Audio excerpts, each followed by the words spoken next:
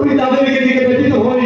তারা আন্দোলন করে এত কিছু সম্ভাবনা থাকার পরেও কেন ঢাকা শহরের মতো জায়গায়, দক্ষিণ অঞ্চলের মতো জায়গায় পেশা চালিয়ে তাদের আয় রোজগার ইনকাম করতে হবে? আমি ব্যতীত হই, আমি সত্যি ব্যতীত হই। আমাদের অঞ্চলকে নিয়ে, এই সংগঠনকে নিয়ে আমার কোনো বৈষম্য খেলা করতে দেওয়া হবে না, হবে না, হবে না। আমি অধিকার বঞ্চিত মানুষের কষ্ট হয়ে মানুষের পক্ষে কথা বলার জন্য আজীবন রাজপথে লড়াই সংগ্রাম চালিয়ে যেতে চাই।